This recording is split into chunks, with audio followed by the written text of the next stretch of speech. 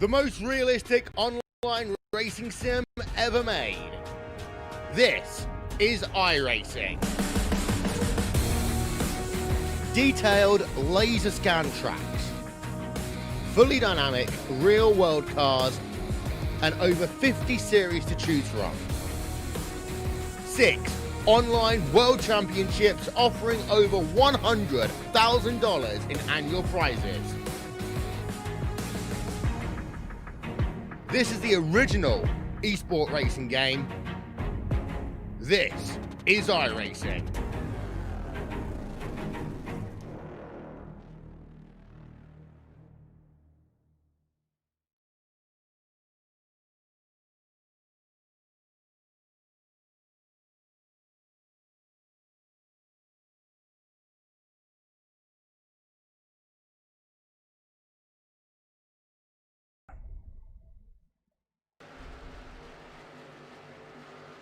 Welcome back once again, ladies and gentlemen. Sunday night action for you. RFC Next Gen, Light Electric Company, Arkham Menards, K&N Series on tap here at the famous Brickyard Indianapolis Motor Speedway for round number 5 in season number 2. Gonna be one heck of a race. I got my good buddy Cody Early up here in the booth with me. My name is Darkside Dave in the cave here in the Turn 3 Racing Network booth. Just glad we could be here. Cody, a long weekend of racing for you. How you feeling? How's the track? How's that cutaway car? Man, I'm telling you what, this is the first time I've stepped foot in this facility, and it is absolutely amazing. When they talk about how great the Indianapolis Motor Speedway is, they're not lying. Such a unique racetrack. These drivers are going to be flying around this facility, some of them closing in on the 200-mile-an-hour mark. And then, Dave, they're going to have to hit those turns perfectly. I feel like you're going to see drivers on this racetrack that are trying to find perfect timing, because if you can't hit the turns with some timing, you're going to be totally out of sync, especially with all 4 of these turns being flat and somewhat swaying through these turns. And it's kind of unique, because you go into turns 1 and 2 at a normal track, you just kind of roll with the flow. Here, there's somewhat of a straightaway that sets in between each of these turns. Yeah, and that little short shoot, if that's what you want to call it, can give you a little bit of a false sense of security when you're heading back into either, some like to call it turns 3. I still like to call it turn 2. I just break it up into 4 corners. Some double it up. That's just nonsense, though. Absolute nonsense. But you can get your speed up going pretty good, and then when you hit those corners again, some tend to overstep it. Look for drivers to be loose coming off of the corners and going down the long back stretch. Cody, you think you're going to see much of the IndyCar style snake move down to the inside here today, or do you think most of these drivers going to just keep their cars wound up next to that outside wall? Well, it's really going to be a matter of seeing who has the advantage in this race. Of course, this is one of those tracks on the circuit you highlight where track position is key. You get out front here, if you have a fast enough car, you can kind of set the pace. And Dave, you know, clean air is very, very important. And, well, track position is right there with it. I feel like week in and week out in this series, track position has been key. If you take a look at what we saw just last week at Laguna Seca, track position was really key as we saw drivers get out front and stay there. Jeffrey Vandervoort simply took the clean air at Laguna Seca and just hogged it the whole race. Hogged it is probably not even a good enough term. He just, the domination isn't the right word. It just doesn't do it justice for what he did last week there at Laguna Seca. Vandervoort, known for his road course skills, man. So no surprise there. But anyways, we get to some official business. Excuse me real quick while we've got about 2 minutes left here in Happy Hour. Drivers still out there shaking down the cars. Your point standings coming in to round number 5 here in the RFC Next Gen K&N Series. Chris Medford sitting at the top of your point standings with 154 points. Lance Yancey right there behind him in second. Steve Baker in his 55 machine going to be in third. Fourth place, Dale Osmond. Fifth, Tyler Hilton. Derek Robinson in his 38 sitting at 126 in the point standing. Sitting in the 6th spot, Brian Littleton right there in 7th. Roy Hyde in 8th. Gordon Larson Jr. in 9th. And rounding out your top 10, the 34 of Doug Wasaki, Brian Snare right there in 11th, and Chuck Mobley in 12th. Yeah, Dave, and the unique thing we've saw so far, we've had 4 races this year in the RFC Next Gen Light Electric Company ARCA Menard Series. We've had 4 different winners, and they have been totally 4 different style races. But here goes back the scenario. I thought there would be a little bit of a difference last week at Laguna Seca as far as entering turn 1. Now, we didn't have full course yellows a week ago, but there was quite a big pileup going into turn 1. We've seen that happen in 4 straight races. If it happens here today at Indy, this could be huge for anybody in the second half of the field, because there is simply nowhere to go at this racetrack because it is so narrow.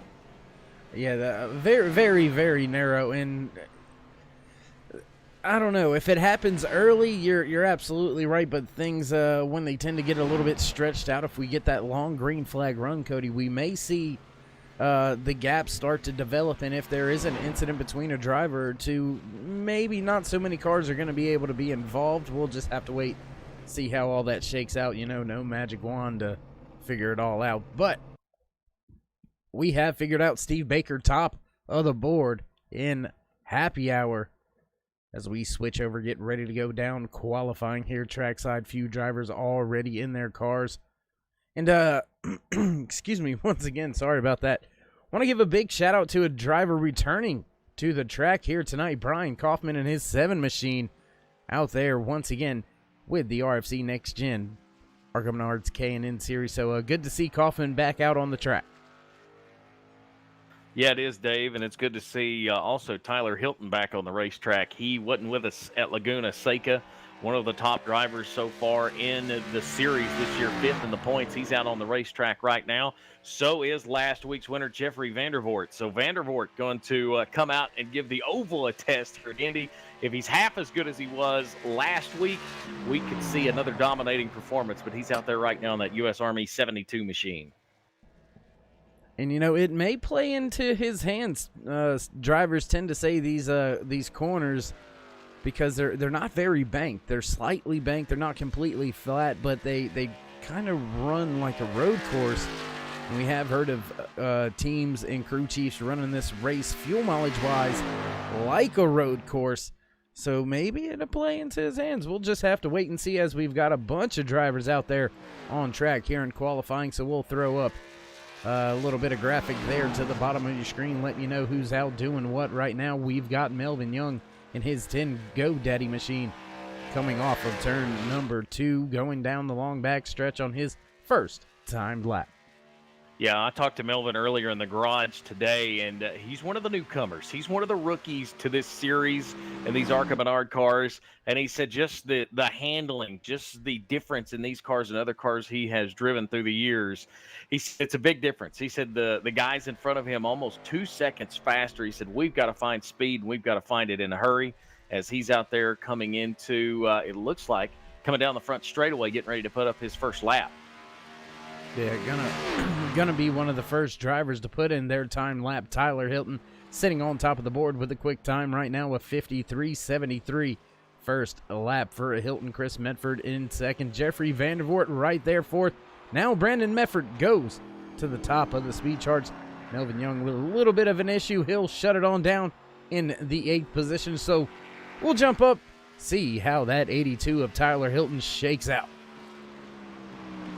Yeah, and of course, we got to give a shout out as well to our current points leader, Chris Mefford, who's presenting the race today at Indy. It's the John Andretti Memorial 75 here from Indianapolis Motor Speedway.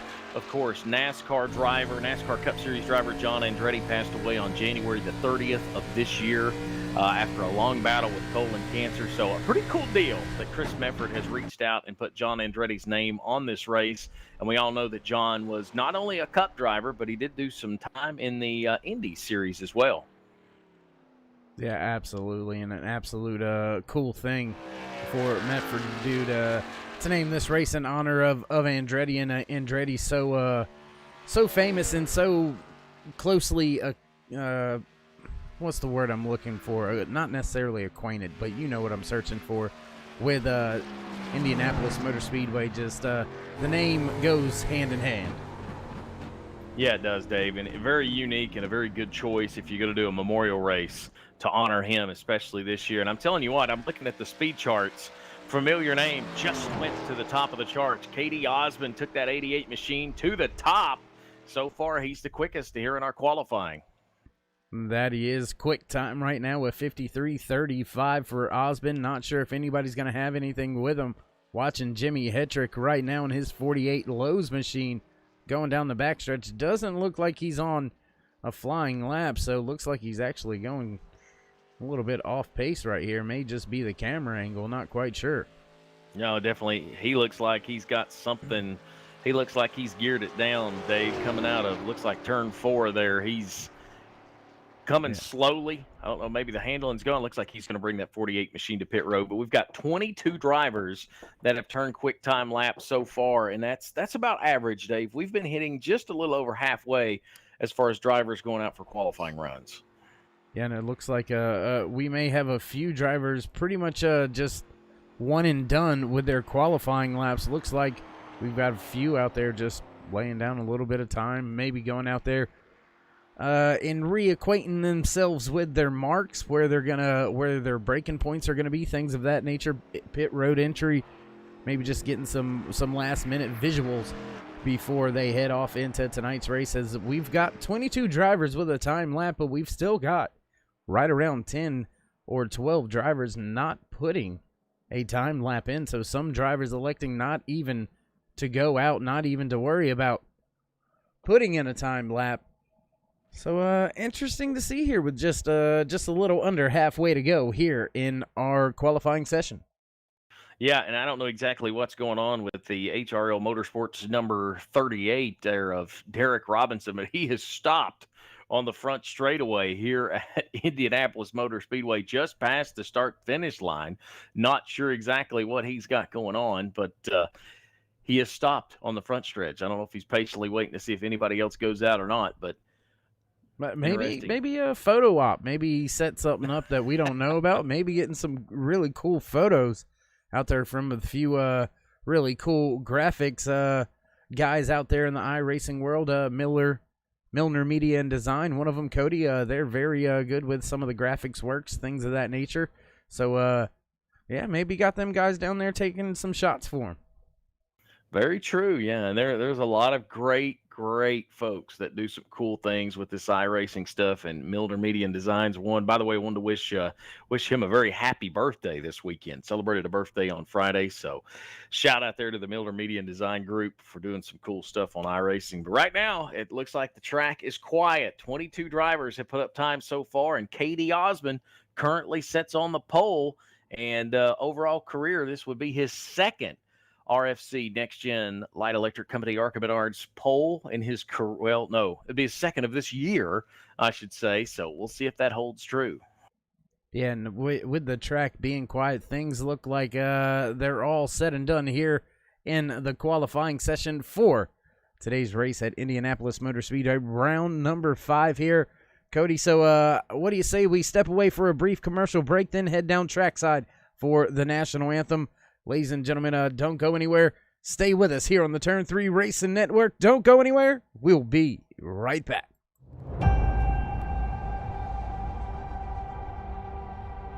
Growing up as a kid in Oklahoma, where I'm from, the Chili Bowl is the biggest race that we have.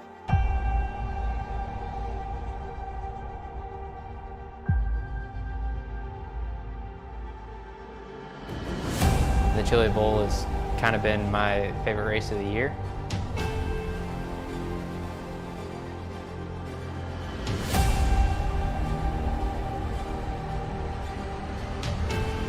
Growing up a dirt racer in Oklahoma, that's kind of the holy grail.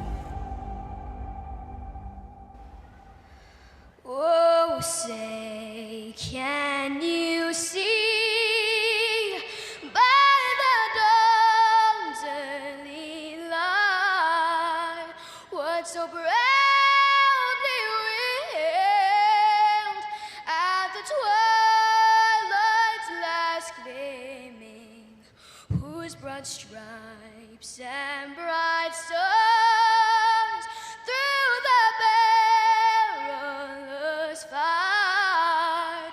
O'er the ramparts we watched were so gallantly streaming, and the rackets regular, the boats bursting in out, gave proof through the night that our flag was still there.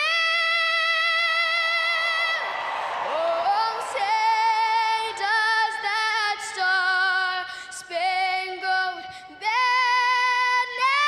yet wave o'er the land of the free and the home of the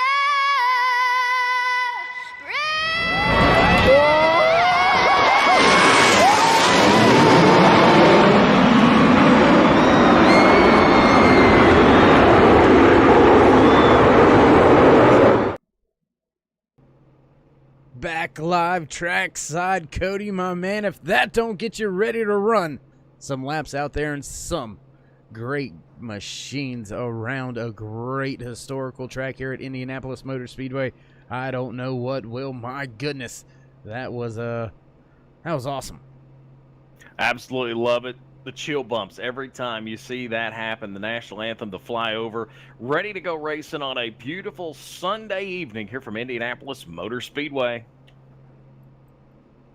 Speaking of ready to go racing, your starting lineup looks a little something like this. Familiar face up at the front of the board, taking the top spot there and qualifying, the 88 of Dale Osmond, followed just as outside the 83 of Brandon Medford. Row number 2 here today at Indianapolis Motor Speedway will be Steve Baker and Chris Berg. Row number 3, Dustin Ping, and the one in the 82 of Tyler Hilton. Row number 4, the 72 of Jeffrey Vandervoort, and the 84 of Chris Medford. Row number 5, the 98 of Thomas Light, in the 45 of Brian Snare. Rolling off in row number 6, it'll be the 49 of Troy Radford, and to his outside, the 34 of Doug Wasaki. Row number 7, the return of Brian Kaufman in that number 7 machine. He'll start on the inside of row number 7 with Gordon Larson Jr. in the 01 to his outside. Row number 8, it'll be Chuck Mobley in the 76 machine. To his outside, the number 6 of Eric Blunt. Jimmy Hetrick will start on the outside of row number 9 in that 48 Lowe's machine, and Derek Robinson will start to his outside. And finally, row number 10, it'll be Michael Mason-Gill in the number 4, and to his inside, the 86 of Travis Arthur. And starting inside row number 11, the 12 of Ryan Wilson, followed by the 10 of Melvin Young. Row number 12, the 00 of Roy Hyde, and the 80 of Brian Littleton. I forget what row I'm in. Row number 13. Brian Mescal Jr. and Rick Reinert. Row 14, the 57 of Damon Cox, and the 5 of Brian Britt. Row 15, the 08 of David Smith Jr. and the 22 of Cody Terry. And rounding out the field, it'll be the 94 of Joshua Cogdell, and a driver that is second in the RFC NEXTGEN Light Electric Company ARCA Menard Series points. Lance Yancey's going to roll off shotgun on the field tonight, and he's got his work cut out for him as we get ready to go green here from Indianapolis. Yeah, pace car lights off, ready to make the left-hand turn. We'll get it fired off for the first time here tonight at Indianapolis Motor Speedway for the John Andretti Memorial 75. Live here on Turn 3 Racing Network. Katie Osmond fires off and green flag flies for the first time here tonight. Oh, and caution in the back. Melvin Young goes around. Brian Mescal Jr. caught up in this one as well. My goodness. Yeah, Dave, it looked like Melvin just simply got caught on the outside retaining wall. I don't know if that car darted to the outside, but then it come off that wall right into Brian Mescal, Lance Yancey, Rick Reiner. drivers involved in that one. Brian Littleton also caught up in this one. My goodness, tough break for a lot of drivers very early. There you see parts and pieces coming off of the 33. My goodness, look, driving with the hood up, no front clip. My gosh. Yeah, I don't know. That might have been a mechanical failure. I mean, once he got to the gas coming up through the gearbox, the car just started to the right, the outside retaining wall. And Dave, here at this racetrack, we talked about it being narrow. You've got walls on the outside and the inside of this front straightaway. So once something happens, it just turns into Calamity Corner, and we've seen it there on the get-go. And once again, Dave, lap number 1. Yeah, once again, lap number 1 claims a few victims out there tonight. My goodness, and tough break for a lot of these drivers. Brian Mescal Jr. continues out on track. Maybe on his end, the screen isn't pushed up. I mean, the hood isn't pushed up as I'm continuing to watch a little bit of bugs flicker and flash over here on the screen. So we're going to try to take care of that for you as best as we can. Bear with us as we get these things worked out. You know how it is sometimes. So we're going to step away because it's a very long way around the track here at Indianapolis Motor Speedway. So don't go anywhere, ladies and gentlemen. We will be right back.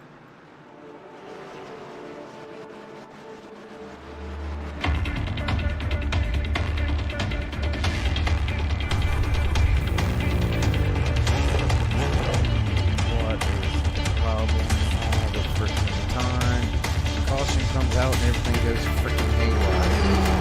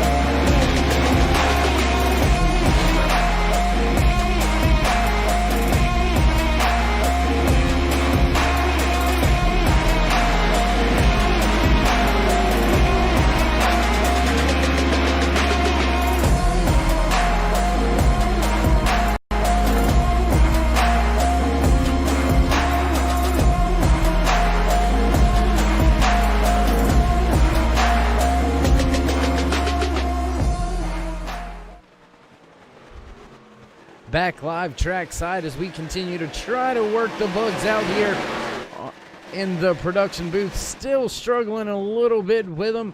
Cody, kind of help us out here when you can, if you can. There you go. Looks like things finally starting to settle down over here on this end as Katie Osmond continues to lead the field. Steve Baker sitting in second. Chris Berg right there in third.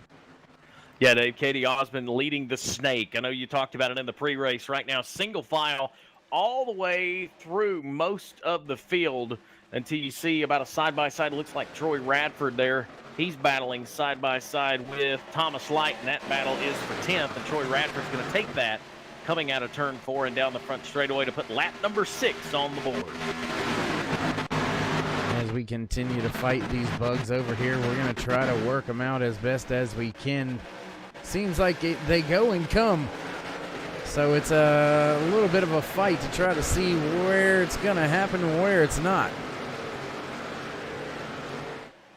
Right now, as we take a look at the top 5, Osmond, Baker, Berg, Mefford, and Hilton is your top 5, and they run nose to tail literally down the back straightaway as most of this field here at Indianapolis has went single file. And right now, it is Steve Baker putting the pressure on Katie Osmond as they dive into turn 4. And it seems to be some kind of issue with the overlay right now, so we'll try to work on that as best as we can, and we'll continue to call the race as best as we can. Right now, Katie Osmond still leads the field. Steve Baker right there behind him. My goodness, Cody, the woes still continue on my end for me, so keep us going over there if you don't mind for a second.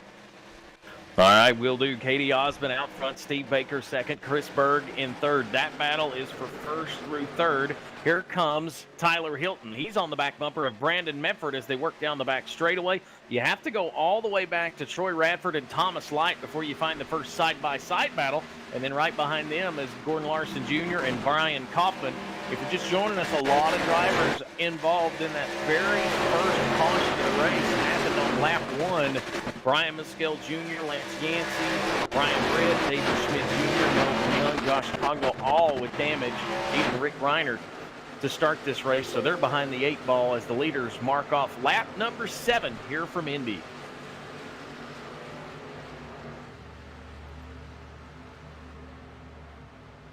Lap number 7 in the books. Katie Osmond, and the caution flag will wave. Yellow flag will fly.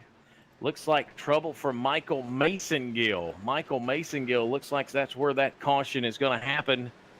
Yeah, him and Brian Britt get together. Hard contact over here on the other monitor. I'm watching it. Him and Cody Terry. Man, and collected Brian Britt last minute.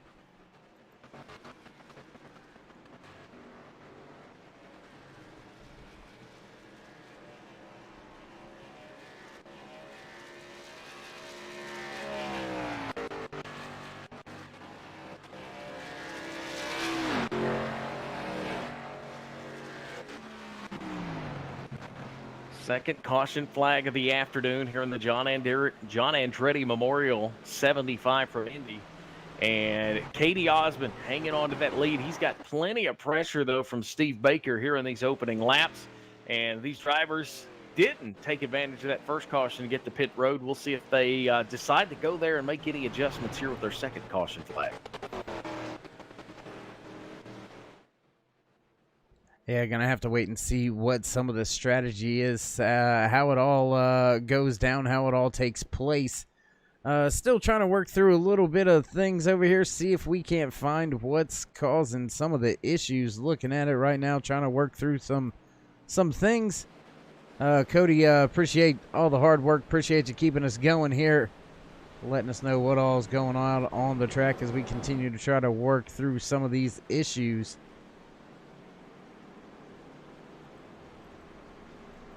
Yeah, right now the field at a slow pace. Caution number 2 here at Indianapolis Motor Speedway. Katie Osmond, he has shown the way so far in these first 9 laps. We'll see if we get any of our leaders to go to pit road. Right now, Katie Osmond, Steve Baker, Chris Berg, Brandon Mefford, and Tyler Hilton, your top 5. Then Dustin Ping, Chris Mefford, Jeff Vandervoort, Brian Snare, and Troy Radford make up the top 10. And, I thought Katie Osmond was going to dive to pit road. he is going to pull back out. And right now, no takers. There we go. First driver on pit road is going to be Brian Kaufman. He'll bring his number 7 machine down to the pit crew and see if they'll do some service on that car. But for the most part, Dave, quite a few of these drivers staying out on the racetrack until you get back to 21st spot, and that's Roy Hyde. He's on pit road.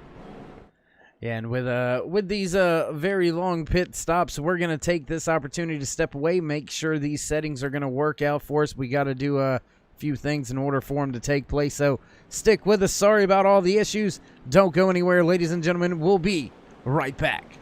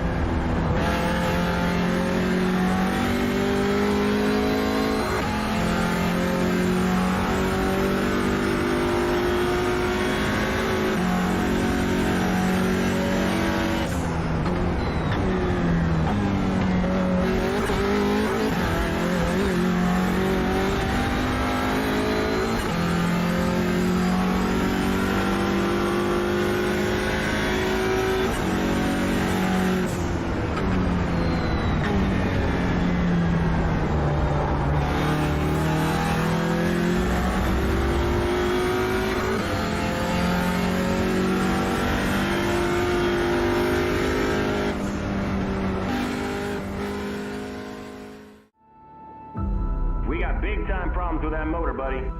Hey, just between you and me, the idea is to avoid the other cars.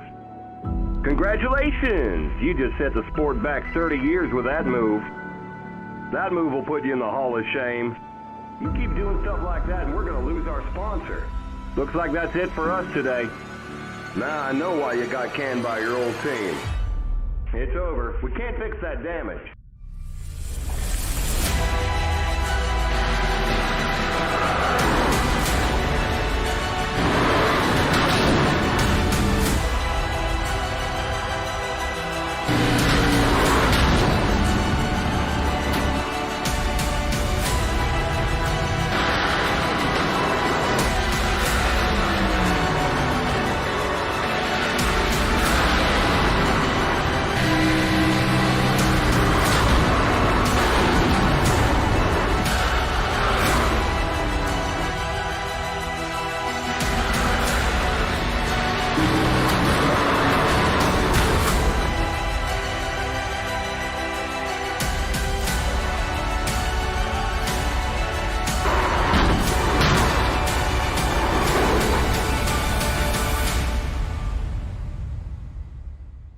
Looks like your car is toast.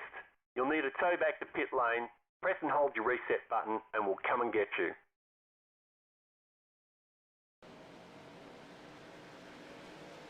back track side once again. Sorry to join the action a little bit after the fact, but a quick caution found some drivers caught up in some more chaos very early here at Indianapolis Motor Speedway. Cody, that took out at least 2 or 3 drivers right there.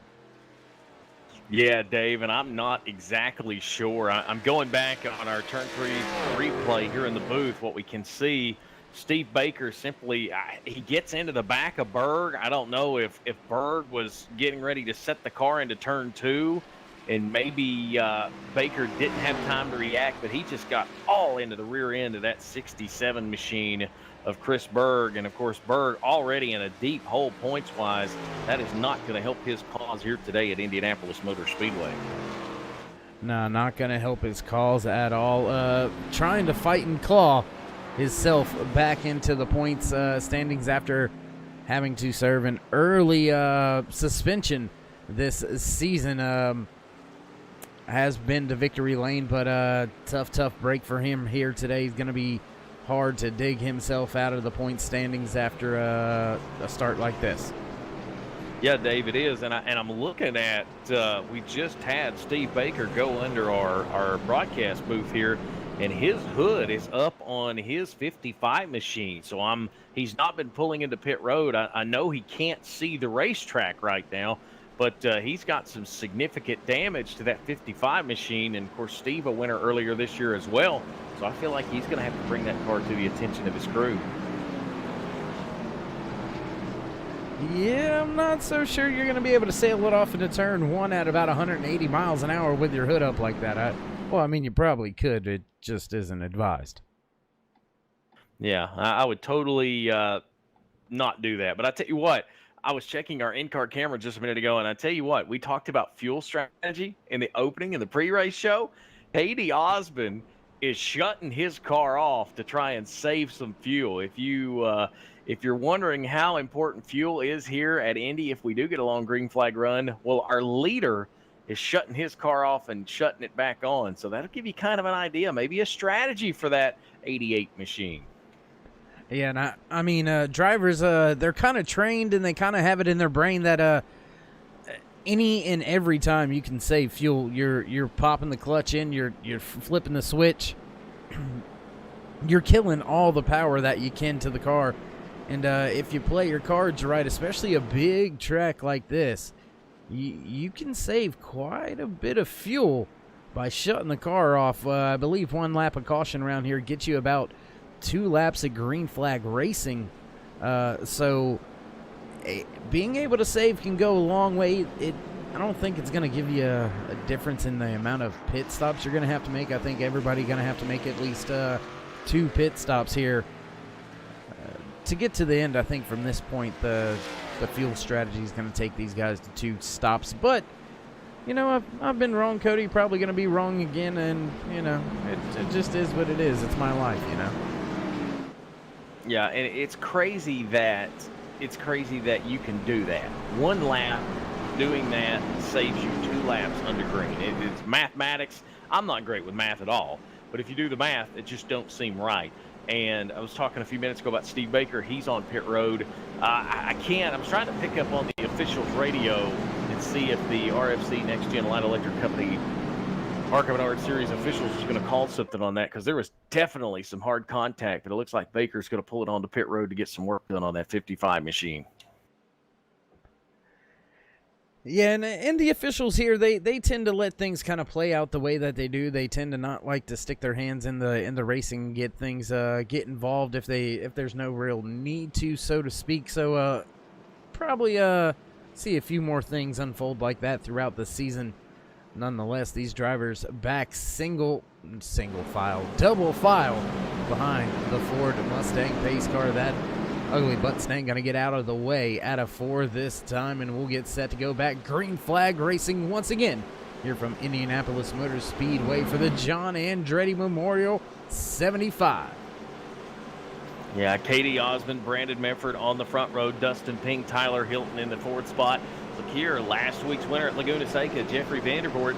The road course race is holding his own at an oval. He's running in the 5th spot, and our points leader, Chris Medford, he's in 6th. Oh, and pace car lights stay on, so we're not going racing quite yet, huh? I'll tell you what, let's see, we'll wait and see if the pace car lights go out this time. Why don't you scroll through your Rolodex over there of the driver channels, see if there's anybody you wanna maybe pull up here for a brief moment. Let's reach out to Jeffrey Vandervoort, see if we can get him to chat with us and see if see if we can't get his opinion of an oval this week instead of a road course.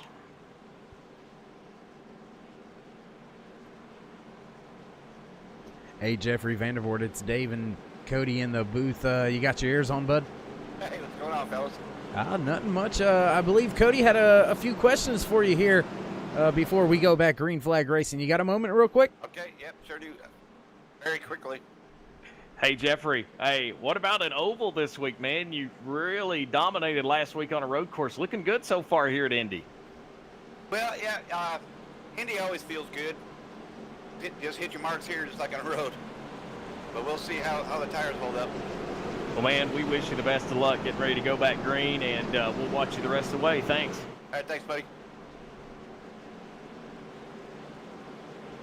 Few words there from last week's dominating race winner, Jeffrey Vandervoort. Gonna try to see if he can't repeat. Slowly making his way up through the field. Still got quite a bit of a ways to go, but slowly getting there. Slowly being just outside of the top 5. So, yeah, look for him to make some noise here throughout tonight's race. The 49 of Troy Radford, he's been marred with some trouble here early in this season.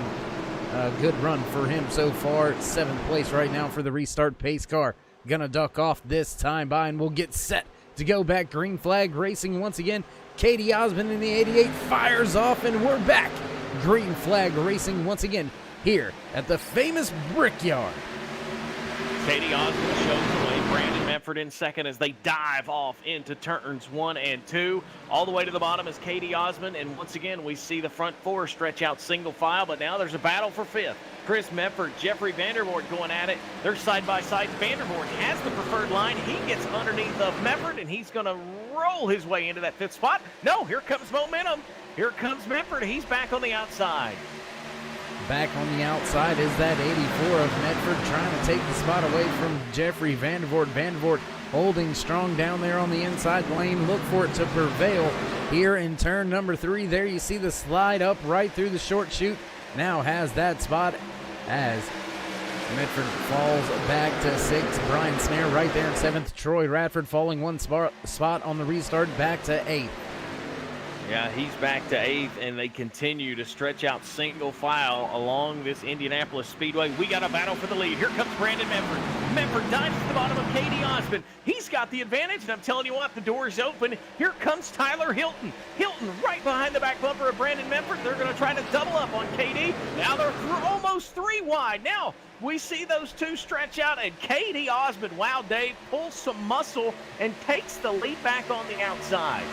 And I was about to say, that's what you're going to have to do all race long to get by the race leaders. You're going to have to team up without your teammates, if that makes any friends. Get some frenemies out there and try to leave that leader hanging out to dry up there on the top of the track. But Osmond flexing some muscles and showing some horsepower. Getting that outside lane to work for him as we come across the stripe this time by. Going to take lap 19. There you see the field snaking down this very long front stretch. We've got a few drivers on the pit road. Steve Baker, Chris Berg, David Smith also on the pit road. So a few drivers with some pit strategy very early. Yeah, Dave, and Chris Berg looked like he got into an incident there in the green. He stayed green, but definitely some damage to that 67 machine. And right now, the 88, the Blackhawk Motorsports Katie Osmond machine, the Sundrop car, showing the way. And just when you thought maybe Brandon Medford and Tyler Hilton was closing in on him, he pulls about a 2-car length advantage, and he holds that right now as we come to lap number 20. And the field beginning to get that single file long train look as cars begin to spread out just a little bit. Looks like your top 5 all still in touch with each other. Starts to get a little bit stretched out from 6th on back to 10th. then you start to see a little bit bigger gaps, but small battles all over this track still, Cody, as we go back here to 10th place. Now we see Thomas Light, Eric Blunt, they're fighting for position. Gordon Larson Jr. right there in tow as well. Yeah, and if you notice something, our cameras here at the Indianapolis Motor Speedway are showing when these cars dive into these flat turns, these are heavy race cars. You kind of get that sense that they're somewhat a little bit crooked. Well, they are. If you have a chance to go inboard and see one of these race cars, they go into these turns so fast, and these cars weigh so much, they're leaning on the right side tires so hard. And, you know, you get kind of that dirt feel when you go into a turn because you're just hoping to keep the right side tires digging, and then you can shoot off these turns. But right now, we're starting to see the field single file, as the battle that I'm watching right now is Thomas Light pulling away from Derek Robinson and Eric Blunt.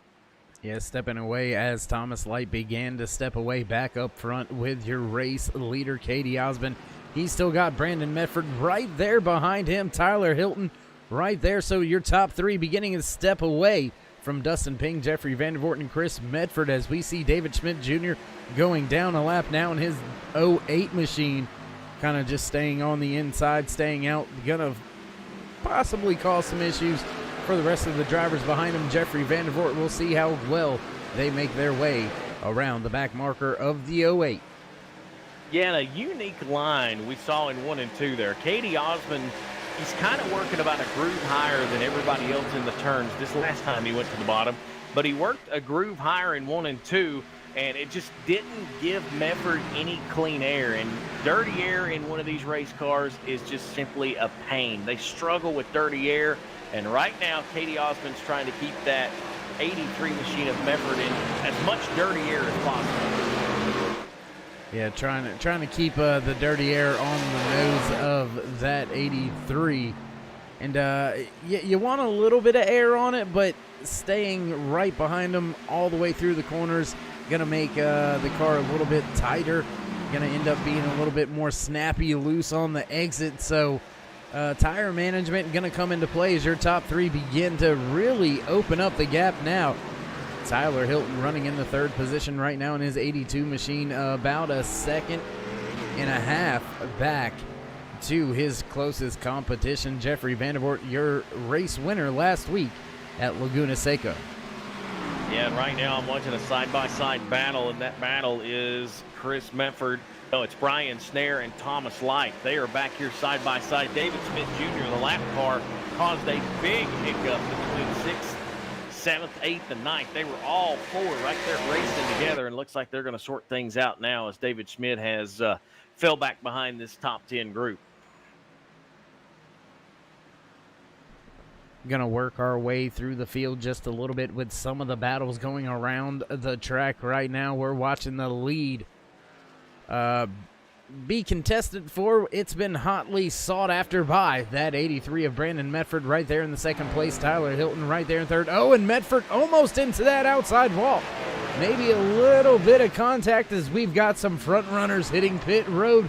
Chris Medford in his 84 machine hitting pit road that time by. So pit strategy all over the board already. Yeah, and be unique to see exactly if Medford goes with 4 tires here or he goes with 2 tires and fuel to try to get him back on the racetrack, because tire wear here is important, but it is hard to pull yourself out of a hole once you get in one here at Indy. That it is, and now the battle for second underway. Hilton has taken that spot away from Brandon Medford. Look for Hilton to try to go up there and battle Katie Osmond for the race lead here in the next coming laps. Jeffrey Vandervoort back here in the 4th position. He's starting to slowly close in on the back of Brandon Medford. Dustin Ping right there in 5th. Troy Radford now moving up the field just a little bit, still 3 positions short of where he started today's race, running in the 6th spot right now. Brian Snare in 7th, 8th, Thomas Light, Gordon Larson Jr. in 9th, rounding out your top 10. Yeah, Eric Dave. Blount. Yeah, Dave, and you tell me we would be going into race number 5. We've had 4 different winners, and out of those 4, none by Katie Osmond and Troy Radford after the way they dominated season 1. I would almost bet the house on that. But simply the fact they have not been able to get the victory lane yet. Troy's had some terrible luck, and KD's just simply been, I haven't felt he's been as consecutive as he was a season ago. Yeah, a lot better run out of Radford last year at this point in time in the season than this year at this point in time in the season. And with that being said, a ton of drivers hitting pit road this time, so mass exodus off of the track. Looks like Hilton, Brandon, Medford, Troy, Radford, Gordon Larson Jr., Douglas Wasaki, Travis Arthur has been on pit road for a while, but 4 or 5 drivers out there ducking down pit road altogether this time by. So that fuel window starting to open up for some of these drivers as we've got a green flag pit stops underway, Cody. Yeah, and you got to wonder, it's kind of like everybody was invited to the party except for Katie Osmond. He was the only one left outside when the door opened for the party that last time by. But out of turn number 4, looks like he's going to be content with staying on the racetrack. And the guy behind him, Jeffrey Vandervoort, Dustin Ping, Brian Snare, they're all going to pit road. Thomas Lights there as well. So Katie Osmond showing the way, and maybe shutting the car off on that caution has helped him extend that fuel mileage. Yeah, and looking back a long ways back at that, Eric Blount right there, we just talked about him. He was rounding out the top 10 here moments ago before the green flag pit cycle began. Now running in the second position, so making up some track time right now, running the long game on the fuel. He's got Brian Kaufman, Roy Hyde right there behind him, Brian Littleton, Lance Yancey, Damon Cox, and Brian Mescal Jr., Rick Reinert, Cody Terry now rounding out your top 10. So if we get a caution right now, it's going to play in the hands of some of these drivers that already pitted, but it may open the fuel window for some of these guys maybe to stretch it another 5 or 6 laps, Cody, and that may just bring them into a possible one-stopper as Katie Osmond and Eric Blunt both come to pit lane this time by. Blunt hard onto the brakes. Yeah, and I felt like the crew chief for Katie Osmond was saying, hey, we got to come and we got to come now, because they have normally, if you get 3 or 4 cars that are in the top 10 that pit, you can kind of manage, you can stay ahead. But KD was almost a lone survivor on the racetrack as far as older tires. I just don't think he could give up that much time. But the pit crew goes to work now on that 88 Sundrop machine, and looks like trouble for David Schmidt. David Schmidt looks like he's had some hard contact. Yeah, we were watching that all unfold on the screen. David Schmidt Jr. trying to get his lap back. Contact with the 7 of Brian Kaufman as Kaufman was leading the race. Then a little bit more contact after that, and that sent Schmidt Jr. to the inside of the racetrack. No caution. We stay green flag racing as Roy Hyde in the 00 has taken the top spot away. Lance Yancey sitting in second. Damon Cox in third. Brian Mescal Jr. fourth. And Brian Kaufman now rounding out your top 5. Yeah, Dave, we're starting to see some of these cars that were involved in that very first caution flag move to the top. Roy Hyde, Lance Yancey, Brian Mescal Jr., Rick Reiner, all in that first mix-up on lap 1. Of course, they've had to go to pit road and make some changes. But now this is one of those scenarios. If a caution flag would fly now, they're on the lead lap. Things could work into their advantage. We'll see how long they can extend this green flag run as lap 30 is coming on the board this time by. Yeah, and going to be interesting to see how long they're willing to stretch this, because the lap times, I'm trying to get a good comparison, trying to look as we've got an onboard shot here with the 7 of Brian Kaufman, trying to look at the lap times. Last time by Brian Kaufman, 54:21. Katie Osmond with a 53:78. So not a huge lap time difference, about a half a second faster. So the fall off not quite as big as what maybe we would have thought. No, it's not. And I'm looking down our timing and scoring here in the Turn 3 Racing Network booth, and we still have 25 of our 32 starters on the lead lap. So a lot of track position right now for these drivers that have decided to stay out. Of course, some of these drivers have already took a pit, have already pitted, I should say. But for the most part, Roy Hyde, Lance Yancey, Damon Cox, Brian Mescal Jr., and Brian Kaufman hanging on to the top 5 right now. And timing and scoring is showing that it's benefiting them if they can catch a break. Yeah, and as long as you don't take a pit over here in my corner, we're going to be all good. All good, my man. gotcha. All good. Nonetheless, Roy Hyde and his 00 now leading the race, has been leading the race for the past 2 or 3 laps. And about the fuel strategy here, if these drivers can possibly catch a caution here after the field has been out there for 5 or 10 laps now, some of these drivers that have already hit pit road already reaching the 10 lap or more on their tires. If a caution comes out around this point in time, Cody, during this green flag pit cycle, that's really going to benefit these drivers at the front of the field that had issues early. They'll be able to hit pit road, get their tires, because I believe most of the field will come back down pit road for those 4 tires. So this could work out if we get a late caution here in this green flag pit cycle. Most definitely, Dave. Very well true. Right now, lap 22 on those tires for Roy Hyde. Lance Yancey has 18 laps on his tires. Damon Cox has 22 on his. You have to go all the way back down to, well, roughly all the way out of the top 10 before you find somebody that's underneath that 18-lap mark. So all the way back to Katie Osmond before you find anybody that's running on fresher tires. But right now, you mentioned earlier the lap times. These drivers that are at the front right now on these older tires are still staying consistent. Yeah, and it's slowly reaching about the 1 second a lap mark now. Your race leader, Roy Hyde, last time by a 54.98. Katie Osmond, first car with the fresh tires behind him in the 9th position. His lap time last time by was a 53.82, so right on or just over that 1 second faster a lap mark. That could slowly start to play into hand as Damon Cox, Brian Littleton, Rick Reiner, they all think it's a little too much to give up. They bring their Chevy Arca Menards K&N Series cars down pit lane for service as Roy Hyde continues to stay out on track. Yeah, Muddy Water Motorsports, Damon Cox and Rick Reiner, they're in the pit road. They figured it was time to put some new tires on the race car, give it up the top 10. And also, we're seeing some other drivers start to move around. Brian Littleton's on the pit road as well. So drivers starting to make some decisions, but looked like that was pretty much organized. So the crew chiefs there in the Muddy Water Motorsports pit box, they were working together trying to get these Arca Menards Chevrolets in and on the same pace.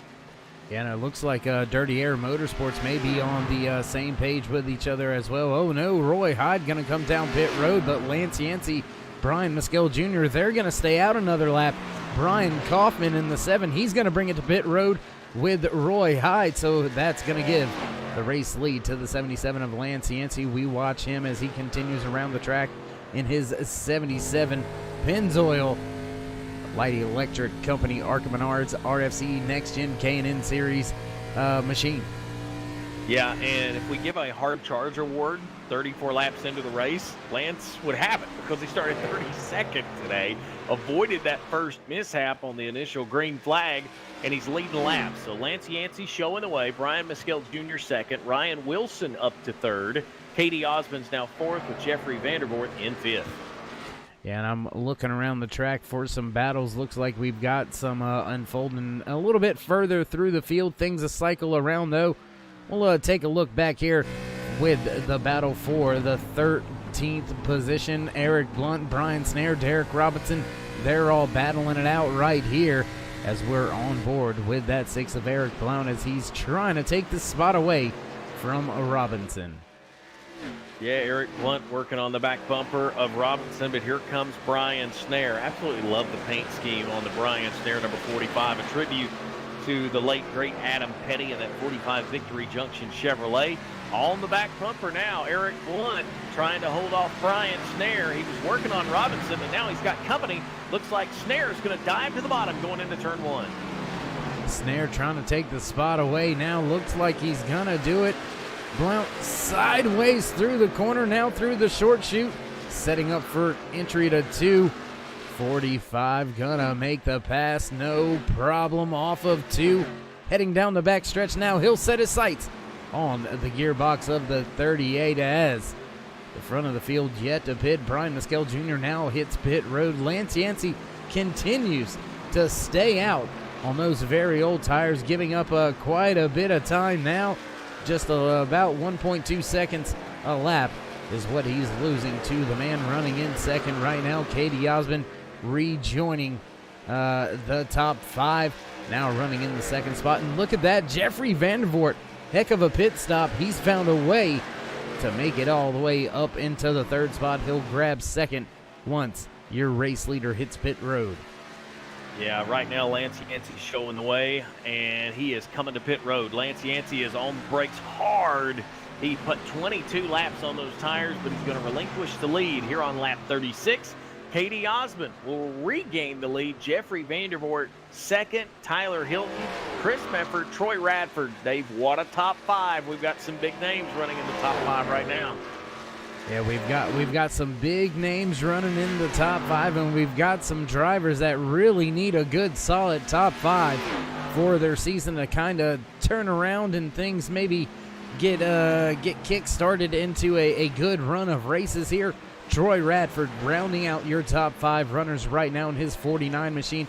He has finally found a way to run where he should be as far as the way the car looked on the speed charts in happy hour and in qualifying, maintaining a top 5 here. Great run out of his crew. So yeah, Cody, it's good to see some of the familiar faces back up at the front, but it's good to see some of these drivers that haven't been known to be around too much of the front on these ovals. And Jeffrey Vandervoort, shout out to him, big hats off. He finds himself running in the second spot, just 2.6 seconds behind your race leader, Katie Osmond. Yeah, and maybe kind of a little bit of a challenge with Jeffrey after he won last week at Laguna Seca. Everybody was kind of like, he's just a road course guy. But he comes here to Indy and is showing off very well, holding down that second spot. Tyler Hilton right now about 4 car lengths back from him. And they all are chasing that 88 Sundrop machine coming into tonight. KD, of course, one of our dominant cars a year ago, 23rd career start in the series.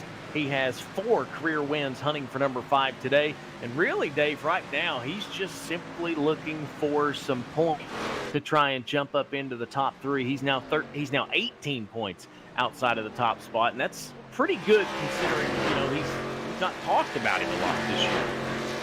Yeah, just kind of quietly went about his business and done what he's got to do. And that's what consistency does for a driver, especially in a series like this here in the RFC NEXTGEN Light Electric Company, Arca Menards K&N Series. Old school point system, no chase. It doesn't matter if you won 1. You're not getting in the playoffs because there is none. You got to be fast all year long. Everybody unloads. You got to find the speed out of it. You got to find the right line, line as far as tire wear, fuel usage. So it's all pretty much on the driver's hands. They're all driving the same car, relatively speaking.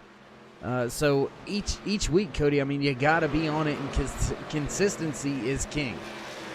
Yeah, it is, and I don't know if consistency means rubbing the wall or not, but Tyler Hilton just scraped the wall just about a lap ago, and what little momentum he had running down Jeffrey Vandervoort, he's lost. Vandervoort stretched this thing out to almost a 10-car advantage as he starts to pull away. I can't really see any damage to the outside of that number 82 machine, but he did scrape the wall pretty hard, slid up into the wall off the exit of turn 2. Yeah, I'm getting a good shot of it right now, going through turn number 2, I believe it is. Yes, it is coming off of turn number 2. So it doesn't look too messed up. Doesn't really even look like it's got a scrape. So very lucky to have slight impact and hardly any damage out of that thing. So got to keep your fingers crossed it doesn't rear its ugly head here later and maybe cause a right front tire to go down, maybe pop a right rear tire. You never quite know what's going to happen after you push the sheet metal in a little bit after contact with the wall. So, yeah, just trying to see if we've got any battles out there, Cody. You got your eye on anything? I see back near about mid-pack here, 14th, 15th, 16th. They're all battling. Doug Lasaki, Lance Yancey right there in tow. Jimmy Hetrick, a few seconds behind those drivers. Yeah, those are the drivers that have the freshest tires, so they're pretty much flying around this Indianapolis Motor Speedway right now. Lance Yancey, Brian Kaufman, Brian Maskill Jr., Damon Cox, they've all got fresh tires, and they are sorting back through all the rest of the top 15 as Lance Yancey's just crossed into the top 15. So you're starting to see the difference in tires. Roughly right now, you've got 3 different tiers of tires. You've got some older tires, you've got some kind of halfway used tires, and then you've got some fresh tires. And you can definitely see on the timing and scoring who's moving up through the field. And Lance Yancey right now, that 77 machine is flying as he's back up to the 14th spot.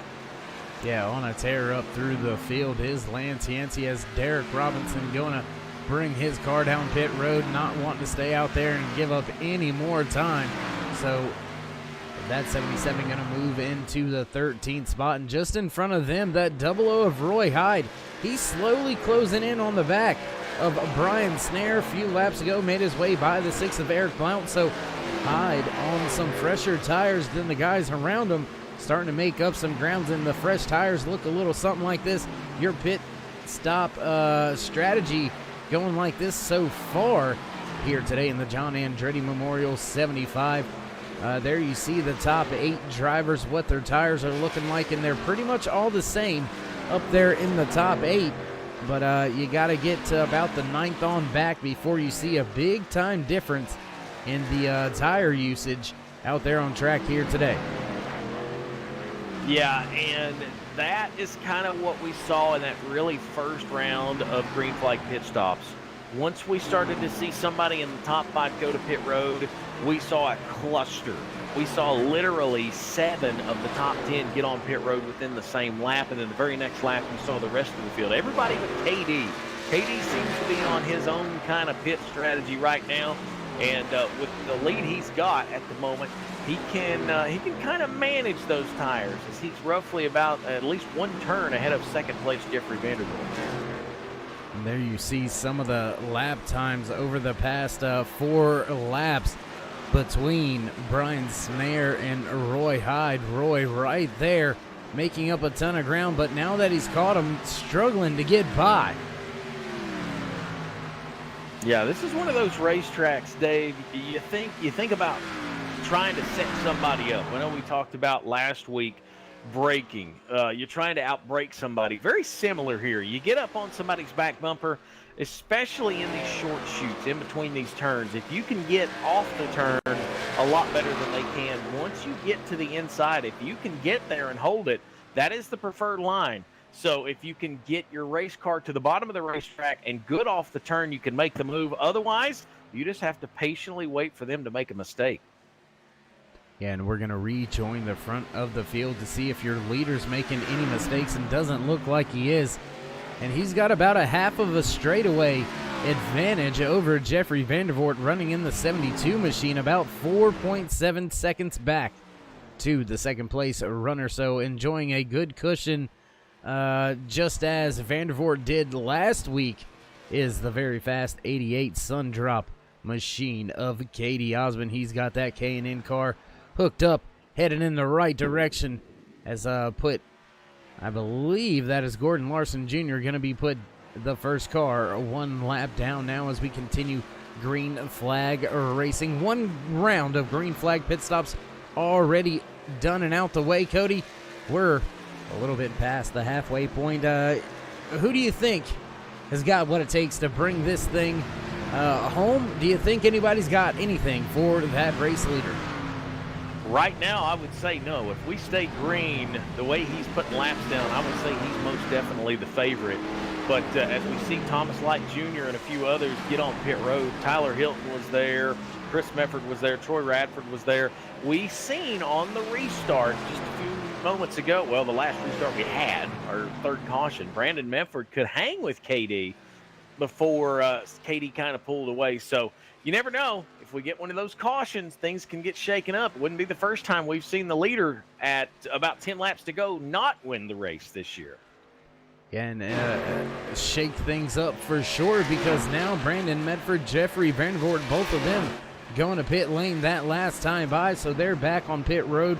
being scored in the 13th and 14th position. Katie Osmond now enjoys a 12.2-second race lead over Dustin Ping, and he's going to bring his 88 to pit road this time by. Not going to allow Van der Voort to get too much of an undercut, too much of a short pit. And Dustin Ping sideways off of 4, going to take the race lead this time by. Roy Hyde in the 00 just behind him. Brian Snare going to duck to pit road with Katie Osmond.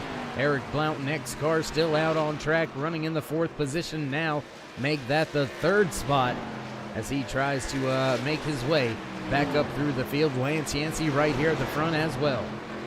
Yeah, Dave, and as we cross that mark of getting under the 20 laps to go, somewhat picture of this race, we're starting to see how the tire pressure or how the tire wear is starting to wear out. 26 laps from Katie Osmond, or that last run.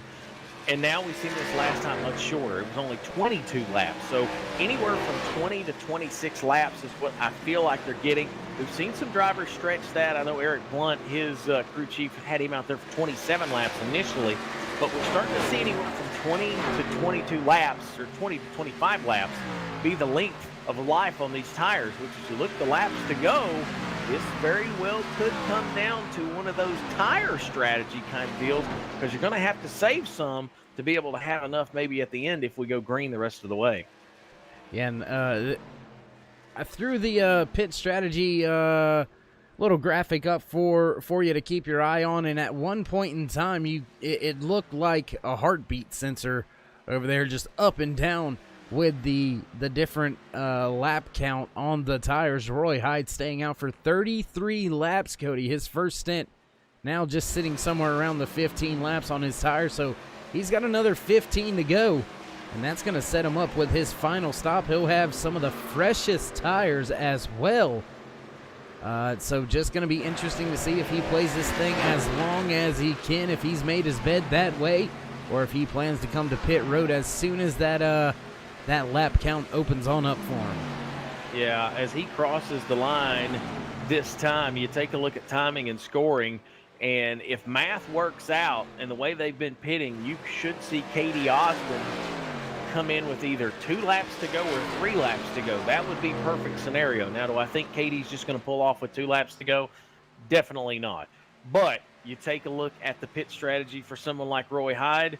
Roy Hyde's going to stretch this out. He's going to come in and get 4 more tires and then simply try and be patient and wait for these other drivers to wear their tires out. Or, we could get a yellow and just all that is out the window. Yeah, no, I mean, Indianapolis is known for 2 things.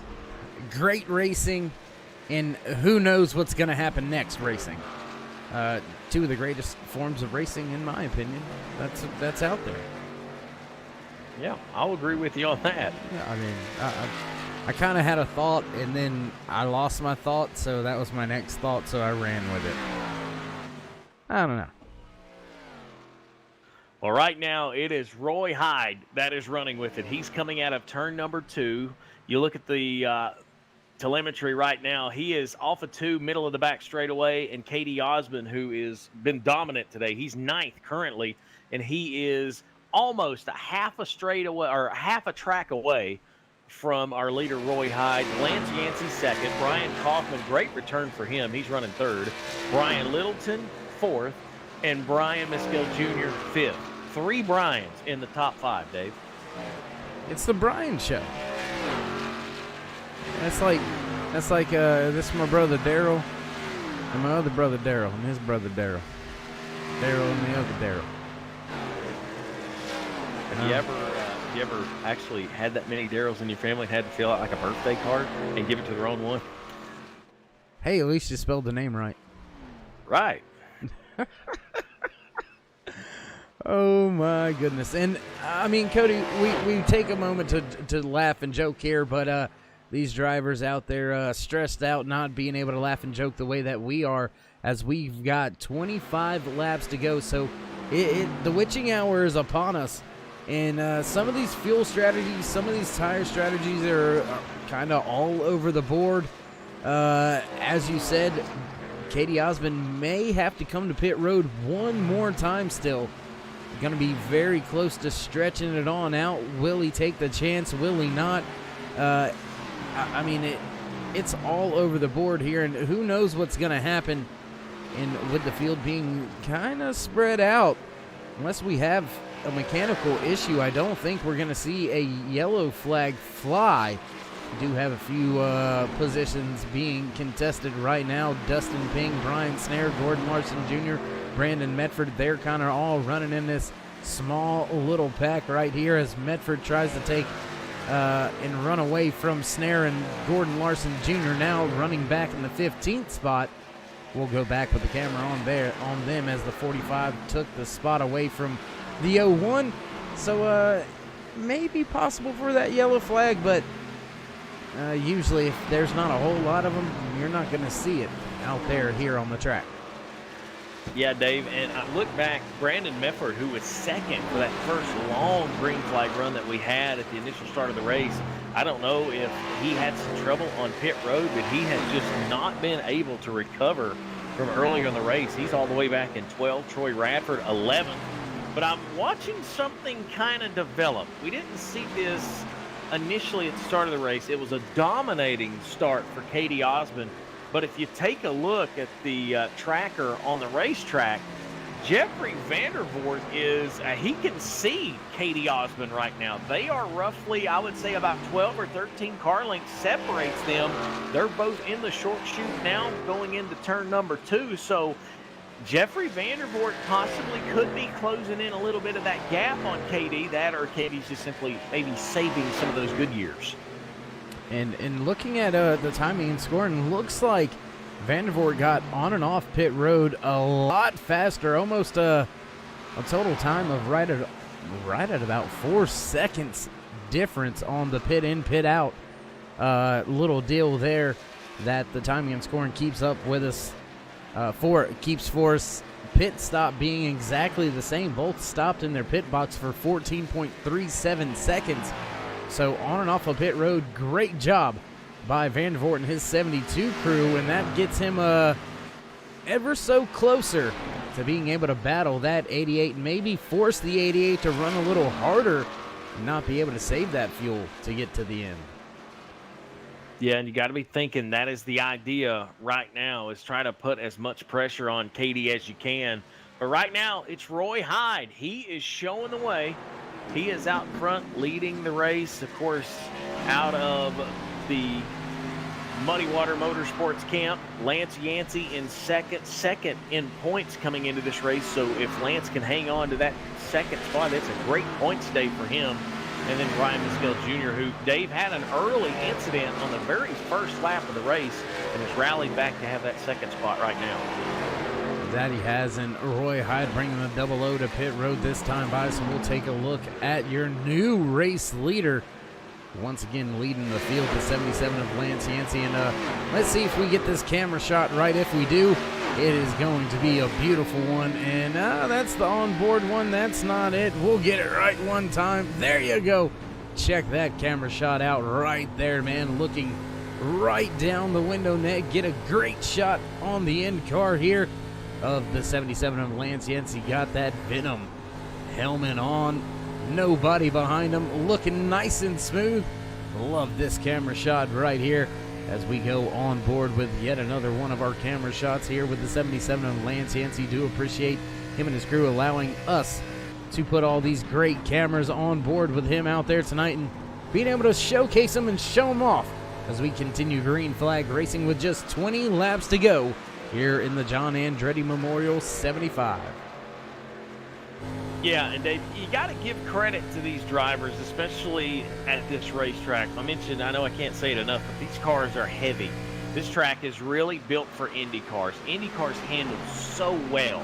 They're so low to the ground. They're lightweight. They steer really good, which makes them come around here. Sometimes these Indy cars are 210, 215 miles per hour. These heavy Arca Menard cars hit into this turn, they're flying into this turn, and you can see just by simply watching the camera, these drivers have got their hands full. I was watching a couple of in-car cameras a moment ago. They are working the wheel, elbows up, as we like to say in the dirt world. They are up there working on that wheel, and they are having to deal with a handful right now as the sun beams down on the Indianapolis Motor Speedway. And things are getting a little bit closer at the front of the field. Looking at the timing and scoring, it looks like the gap is continuing to shrink. Lance Yancey staying out on track still as Katie Osmond slowly starts to get that Jaws theme music queued up. There you see less than a back straightaway. I know that back straightaway is a very long one, but less than a straightaway away now is Katie Osmond, and he's got Jeffrey Vandervoort right there behind him. Yeah, that battle for the lead, I don't think it's going to take long. Lance is on those older tires. Be interesting as I say that. He takes the left-hand turn. He'll bring that Pennzoil Chevrolet to victory lane, and it will give the lead back to Katie Osmond. He has been the man of the hour, so to speak, today. And with this time 18 laps to go, KD still showing away with Jeffrey Vandervoort still close. We'll see if Lance can pull off the race win and pull to victory lane. Going to go to pit road this time by Cody. I know they're all right there with each other, and I know you'd really like to see that shark-headed 77 Pennzoil Arca Menards K&N Series car in victory lane. I surely would like to see that yellow shining victory lane for Lance Yancey, having a whale of a season so far. Back at the front of the field, Dale Osmond now enjoys a 6.14 second race lead over his closest competitor, the 72 of Jeffrey Vandervoort. Yeah, Dave, bearing a caution, I feel like we've reached that moment of the race. I know I say it week in and week out. You got what you got right now. If we don't see a caution flag, these drivers kind of have what they have. And right now, Katie Osmond has 12 laps on his tires. Jeffrey Vandervoort has 12.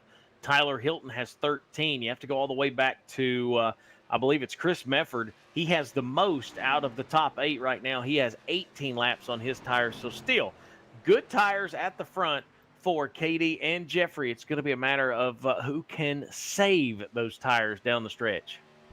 Yeah, and I'm going to continue to keep my eye on Roy Hyde as he has broke his way back into the top 10. He's got some of the freshest tires out there on the track. And I'm wondering, he pushed it right at that 33 mark. And it'll be right around that mark that Dale Osmond's going to have to go. Katie's going to have to stretch it maybe 34 laps to make it this time. I just wonder if he's got enough fuel in the tank, and is he willing to shut it off? And Vandervoort, he's thinking he doesn't have enough gas. He's already on the pit road. Yeah, and that might be a bright move. You know, he had a big win at Laguna Seca last week. He's 27th in points. He's got a good enough car to maybe keep it in the top 10 and have a good points day. So maybe just playing it safe. Make sure you've got fuel to get to the end, and hopefully some of these guys in front of him can just not make it that far. Yeah, and I do want to take a moment here while we've got a brief second. 16 laps to go. 15 went across the line this time by, to thank each and every one of you viewers that have stopped by here tonight, whether you're a fan, friend, family. We do appreciate coming out and joining us. And Katie Osmond not going to have enough fuel. He's going to bring it to pit road. He's going to have to get at least one can to make it to the end. So we'll have to see how it all shakes out. Troy Radford now to pit road as well. Tyler Hilton going to take over the race lead. Does he have enough fuel in the tank to make it to the end? As I was saying, though, big shout out and thank you to all of you out there on the YouTube side joining us each and every week. Man, it has been an absolute blast of a race out here tonight at Indianapolis Motor Speedway as we see Tyler Hilton and Chris Medford battling for actually, that is not Chris Medford, is it? No, I believe that is Dustin Ping. Yeah, that is Dustin Ping. One lap down, hit pit road a few laps ago, getting back onto the lead lap. So my bad. You know, hey, you know I'm wrong about stuff. It's what I do. Well, I will say this. You were talking about Roy Hyde a few moments ago. Roy and his decision to extend this race as Tyler Hilton dives in. This is going to put Chris Medford on the hot seat. Since Roy Hyde made that decision to stay out and force the issue, I think, Dave, it forced the upper hand of the top drivers. And if Roy gets this race lead and we don't have a caution, I think he may have enough to go the distance. Yeah, sitting in the catbird seat right now seems to be Roy Hyde. We'll bring up the pit strategy for you one more time here. Chris Medford, 21 laps out there on his tires. Roy Hyde, only 7. Tyler Hilton on pit road. He's had 17 laps on his tires. Lance Yancey, Brian Kaufman right there. 8 laps, 4 laps on their tires. They can make it to the end. So we may see the long runs be the winning strategy here today. Roy Hyde, Brian Kaufman, Lance Yancey may have found a way to get to the front of the field and walk away with a race win. We'll have to continue to see how it all plays out. Late race caution will change all of that as your race leader, Chris Medford, hits pit road this time by. That's going to give the lead to this man right here on screen. The 00 of Roy Hyde now reassumes the race lead with just 13 laps to go here in the John Andretti Memorial 75. Yeah, Roy Hyde takes the lead, and I'm telling you what, let's see how he can conserve these tires, because Brian Kaufman is running in the second spot, and there is a big gap between Roy Hyde and Brian Kaufman. Almost right now, they're coming down the middle of the back straightaway, them being Roy Hyde and Brian Kaufman just now coming off of turn 2. So a big open gap for Roy Hyde as he controls the lead, coming to 12 laps to go here at Indy. Controlling the lead and has the advantage of being able to control the lap, control the gaps. He can let off a little bit, let the gap close a little bit. He's got 12 seconds back to Brian Kaufman, 13 seconds back to Lance Yancey. Biggest concern, I would think, would be Dale Osmond, Katie Osmond right there in the 88 machine running in 6th, 17 seconds behind. So that would be the measure that I would use on my car. Where's he at? Go a little easier on the tires, make sure I don't abuse them. And I've got something left just in case these drivers do begin to reel me in. I mean, there is 12 laps to go. Fall off right now looks to be, let's see, Katie Osmond's last lap was a 53.87 last time by for Roy Hyde, a 54.47. So right around a half a second a lap slower is Roy Hyde, and that's just not going to be enough time. No, it may not be, but I tell you what, if somebody's going to make a run at it, it just might be Lance Yancey. He has driven his car all the way up to second and is moving right now. He is moving quickly around this racetrack. I don't know that he has the time to get there without a caution, but he is definitely running that 77 as hard as he can as he just drove by Brian Kaufman like he was setting steel. Yeah, and I want to give a big shout out to each and every one of these RFC NEXTGEN Light Electric Company, ARCA Menards, K&N Series drivers. After a few early cautions, I believe it was 2 or 3 very early in the race before we hit around lap 15 or so, we have been green flag ever since. Long green flag stint, going through 2 green flag pit cycles. So hats off to all these drivers getting a ton of green flag racing in here tonight at a very tricky, very famous, very important track here at Indianapolis Motor Speedway, the Brickyard, as Roy Hyde side by side with the 76 getting his lap back. Roy Hyde's going to let the car go. 10 laps to go here tonight, Cody. Do you think anybody's got anything? You think Lance Yancey has a shot to somehow, some way go up there and battle for your race win? Speed-wise, possibly. Time-wise, no. And Roy Hyde's doing the smart thing right now. He's not really contending any of these cars that are a lap down. Chuck Mobley went by. Doug Wasaki's there. And Roy Hyde simply gives up the bottom, going to allow Doug Wasaki to go by and get a lap back. Right now, there is no cars between first and second. Roy Hyde shows the way. Lance Yancey second. And that right now is the race for the win, as off of turn number 4 and down the front straightaway, Roy Hyde sees single digits on the lap count, 9 laps to go. Yeah, and as Roy Hyde takes just 9 laps to go, we're going to go back here and jump on board with the 88 of Katie Osmond. Osmond slowly reeling in Lance Yancey. There you see the 77 just to the foreground of the screen. 2.5 seconds separate KD away from Lance. So Osmond has been on a tear the past few laps. Last lap was a 54.11. So still much faster Then the guys in front of him, half a second faster than Lance Yancey, almost 2 seconds faster that last time by than your race leader, but still not going to be enough time. Not going to be able to make up 13 seconds within about 8 laps now as the field makes their way back towards the stripe, this time by Roy Hyde, still enjoying a clean track behind him. Yeah, he's got a clean track behind him, but he's got some lap cars, Chuck Mobley and Douglas Saki in front of him for a brief moment there, and they aren't now, but for a brief moment they were side by side getting close to each other, and I felt like Roy Hyde pulled the parachute for just a brief moment because they were literally banging door panels coming out of a turn. So Roy don't want any part of that, especially as we've got 8 laps to go, coming to 7 to go this time by. He just wants to keep that gap steady between him and Lance Yancey and possibly roll his way to his 2nd career win. Yeah, and just looking at time and scoring, Cody, I know it's a little late in the race for this one, but Jeffrey Vandervoort looks like last time by that last pit stop, not quite the one that he needed, so the money stop not going the right way for Jeffrey Vandervoort. He finds himself all the way back in the 7th position, but battle gonna be off of turn number 4 coming down the front stretch. KD, he's there. 1.5 seconds now separate him from the 77 of Lance Yancey, so that will be your newest battle on the track. Jeffrey Vandervoort right there trying to get by Cody Terry as well. Brian Littleton in tow. Brian Mescal Jr. follows him.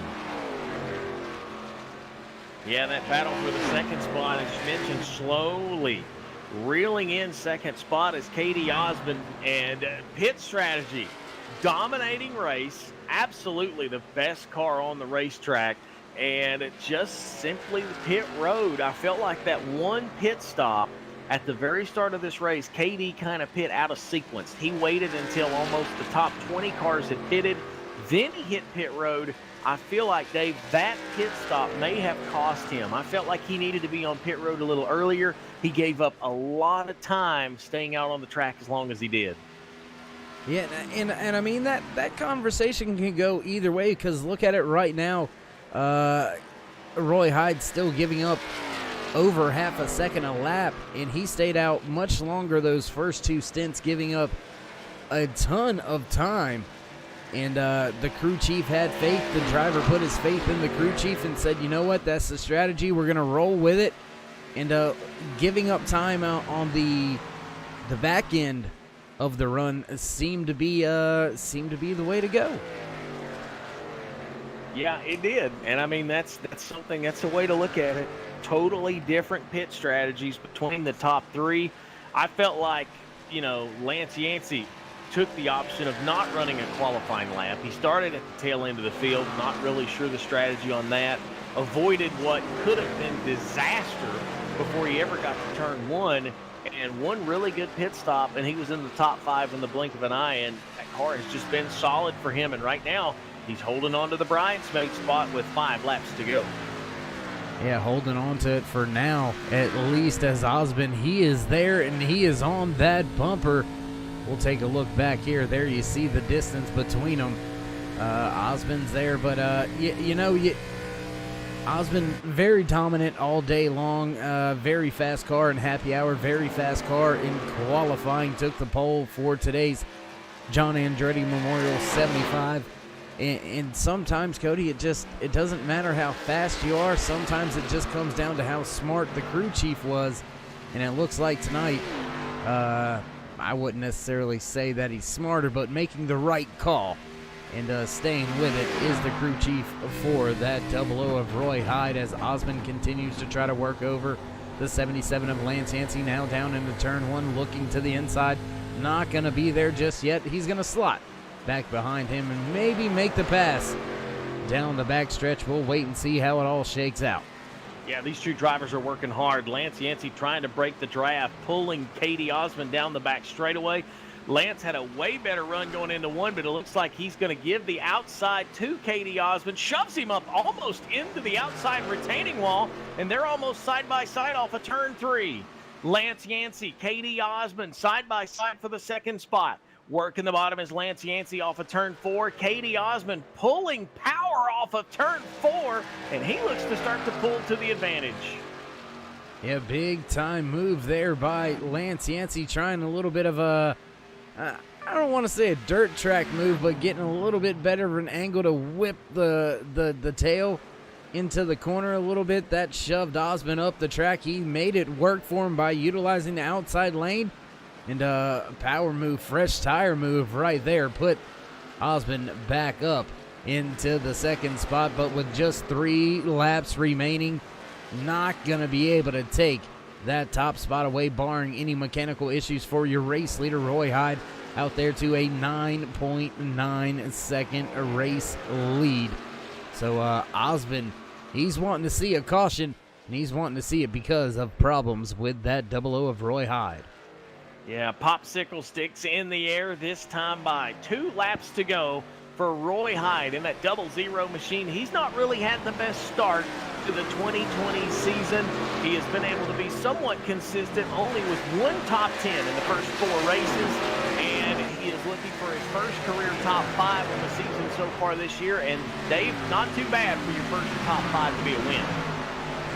Yeah, no, I mean, I'll take it. And I mean, I tell you what, I'll take any time I get a top 5. If it's a race win, I'll take that. I wouldn't mind it.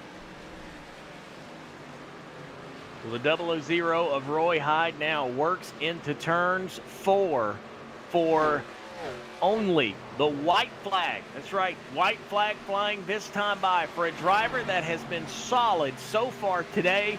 Pit strategy has been the key, and one more time around this 2.5-mile oval at Indy, and Roy Hyde's going to find himself a victory here this afternoon. Yeah, high above Roy Hyde with our drone cam here in the Turn 3 Racing Network. Gonna showcase the final lap for your race leader. Pit strategy gonna pay off. He's gonna make up a ton of ground in the points with this race win. Heck of a job out there by Roy Hyde, making his way into Turn 3 for the final time here today for the John Andretti Memorial 75 through Turn 3, back to the short chute, coming to Turn 4. What a race. Great strategy out there by him and his crew. Crew chief making the right calls. Gonna bring it off of 4 for the final time. Head down the front stretch and to the stripe. Your race winner, the 00 of Roy Hyde, crossing the bricks first here today at Indianapolis Motor Speedway. Dale Osmond gonna finish in second. We do have a few battles out there still raging on the track. There you see a few drivers trying to mix it up, trying to grab one more spot. Doesn't look like any positions are gonna change on their way to the line, but a good finish out there for Jeffrey Vandervoort, Brian Kaufman, Brian Littleton, Tyler Hilton, and Troy Radford finishes inside the top 10 in the 8th spot. Brian Mescal Jr. in 9th. 10th will be Brandon Medford. And big shout out to this man on screen right here. The 7 of Brian Kaufman had some contact earlier with a car, able to get everything worked out, fixed up. First time back on track with the RFC NEXTGEN K&N Series drivers, and he's managed to walk away with the top 5. So big shout out to him as Roy Hyde, your race winner, comes back to celebrate at the bricks. Cody, we're going to take a step away. Any thoughts before we go? No, I want to give a shout out to Jeffrey Vandervoort. He finished 4th today. A lot of folks called him a road course ace. I felt like he had one of the cars to beat this afternoon. Just not enough for that 88 or that 00, but a good solid day for Jeffrey Vandervoort. Yeah, I would have to agree. And with that being said, we're going to step away and get things ready for our post-race interview. Don't go anywhere, ladies and gentlemen. We'll be right back.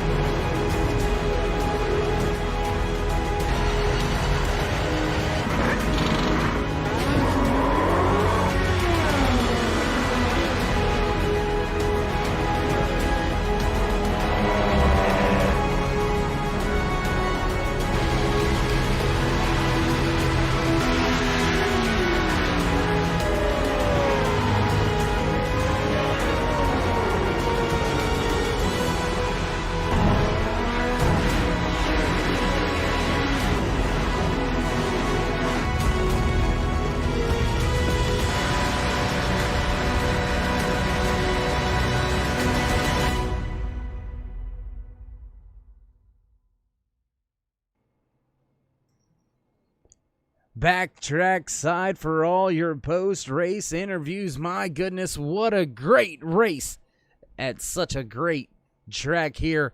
Wonderful Sunday night, Cody. Enjoyed every minute of it. Do appreciate all the hard work you put in for us, especially when things go awry. So big thank you to you for everything you've done out there with us so far here this season, and each and every time you join us up here in the booth. So big shout out to my colleague, my friend, my buddy, Cody, keeping things right here. And man, you about ready to kick this post-race show off? I'm ready to go, Dave. We're going to start with our third place finisher tonight, Lance Yancey. Lance, hey, man, well, let's just say if we had a hard charger, I do believe it would be going to you, my friend. Started shotgun on the field today, 32nd. Didn't go out and put a qualifying lap up. And before you knew it, before we knew it, we were talking about you up there in contention and even leading laps tonight. Kind of talk about this race car. What kind of was the strategy to maybe roll out there 32nd? Well, it's a narrow, flat racetrack, so if there's trouble, it's going to take up the whole racetrack. There's really nowhere to go. I'm running for a points championship here. Just wanted to hang out in the back, see what happens, see how this race played out. I know there was a little bit of trouble early, but we got through it, and that was the whole plan. Keep the car clean. Like I said, we're running for a championship, so that's the idea. Well, man, you had a really good points day. You came in only 4 points out of the top spot. Very well could take the points lead over by the time everything's sorted out. But let's talk about avoiding trouble, wanting to start in the back and ride in the back. We didn't even get to turn one, and you had to sort through a little bit of trouble early. Yeah, I don't think no one was expecting the tire spin to be that bad, and it's actually bad in these cars, especially here at Indy. You're ready to get going, and you can turn loose on you, and you can be in the wall real quick. And then, like I said, just like the Cup boys do it. You tire spin, back up, check up, and then you have a mess. But got through it, and that was the plan. Well, man, we appreciate you chatting with us. Could very well be the points leader when we leave here from Indy. And good day for you in that 77 Pennzoil machine, and a good day for Dirty Air Racing, as very well could be at the top of the points in the team standings and the driver standings leaving Indianapolis, man. So congratulations and a great run today. Yeah, appreciate it. Thanks for all y'all do. Thanks for the broadcast. Troy putting this on. This is a lot of fun every Sunday night. I hope it keeps going on good. Lance Yancey, our third place finisher here from Indy in the John Andretti Memorial 75. Dave has got our runner-up tonight, and if you would have said this guy was going to be a runner-up with the halfway point of the race, I would have probably betted the house saying that this was going to be the guy to go to victory lane. But late pit strategy, fuel mileage didn't quite work his way, but Dave's got Katie Osmond now, and man, what a race from him today, Dave, just coming up a little bit short. Yeah, finally had a chance to catch up with the 88 of Osmond down here on pit road after the race, and a little bit of a sour face not getting the race win after such a dominant car, but can't be too mad at a great finish here on the podium, finishing in second today. Yeah, oh man, that one stings a little bit, but he just bested me on fuel, so I can't be too mad about it. Well, man, at any point in time, or at what point in time did the crew chief really get in your ear about the fuel mileage situation, and what were your thoughts at that point? As soon as I came off my last pit stop, I realized that he was going to try to make it on fuel, and I didn't think he'd really be able to do it, but, he saved enough and had enough time out front to, really, he saved a lot of fuel, but he was able to come home with it there. Well, man, congratulations once again on a great race, man. You pretty much led the entire thing except for the green flag cycle, and then that little short run to the end. So congratulations, great job on that. But before we get to anything else, I want to hear the story behind this, this blue meanie gumball looking helmet you got on inside your car. You know, last broadcast I was on, they mentioned it too, and I'm not entirely sure what it is. I said it such a long time ago that I have no idea what it is. Well, my man, I tell you what, go back and watch this one for the post-race interviews at least, and you'll get a good shot at it. I think it's a cartoon, but I'm not quite sure. But that's a different story. We'll get to that next week. What do you say? Well, yeah, I'll bring it back next week. All right, man. Well, once again, congratulations. Great job out there finishing second. Before we let you go, would you like to give any shout-outs, thank yous, love yous, anybody on the car you want to thank? Yep, my sponsor, Ohio and Indiana Roofing Company. They're awesome. Thank you to my teammates. A couple of us got a couple solid finishes tonight, I think. Thank you for my family for watching, and thank you guys for broadcasting. Well, there you have it. Few final parting words from the driver, finishing in second here today, P2, with the blue gumball. I'm going to call him the blue meanie from now on. Cody, what do you say? I think he's just got himself a new nickname, whether he wanted it or not. But with all that being said, we finally had a chance to catch up with our race leader, and I believe, Cody, you've got the mic and you've got him down there in victory lane.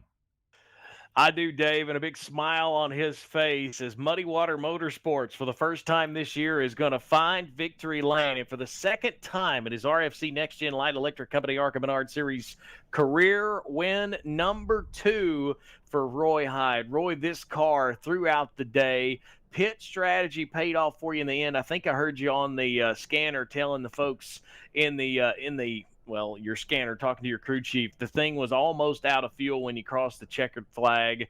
But man, oh man, what a finish and what a way to get your first win of the season. I appreciate it. Yeah, this thing ran out actually a little bit after burnouts. I crossed the line with like 0.4 laps left. Coasted the last lap there after the checkered flag. Yeah, fuel strategy was basically like I had, because I knew these guys were faster than I was speed-wise. So kind of rolled the dice and it wound up working out for me. Well, Roy, you know, me and Dave was up here in the booth watching the information go, and that very first run of the race, really stretching those tires, maybe even doubling what other drivers was doing, kind of a way to kind of set the strategy up for the rest of the race. Well, we had those cautions early, and that's the last caution that we had there in the beginning. I dropped in, didn't change tires, just did fuel. And that set me up so that I could, if I stretched it all the way out to the end, I was able to make the math work. And so luckily no cautions flew out and everything worked out. Well, Roy, man, it's been not a terrible start to the season so far, but not a great start. It'll be their first top 5 of the year. And, man, you got to be happy. First top 5, it's a win and a good points day for this 00 machine. Yes, sir, it is. And, yeah, season's been frustrating. We've balled this thing up more than a couple of times.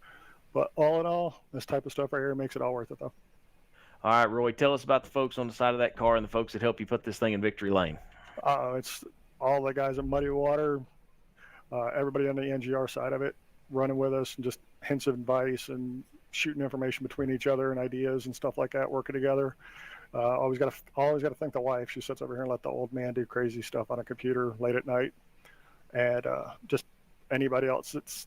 Everybody actually supports this team and supports the whole league in general. You guys up in the booth, everybody.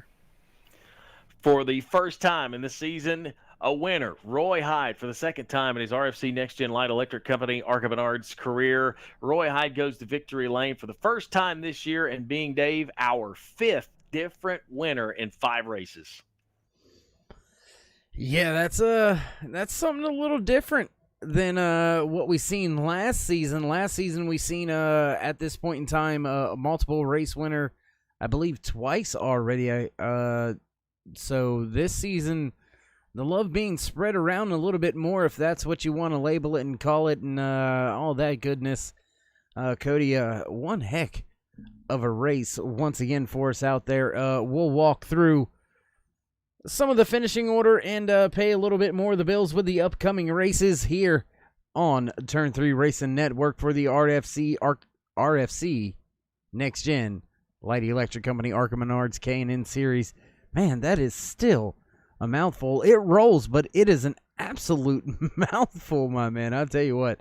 But anyways, All that being said, let's kick off some of the official business here at the end of a great race here at Indianapolis Motor Speedway.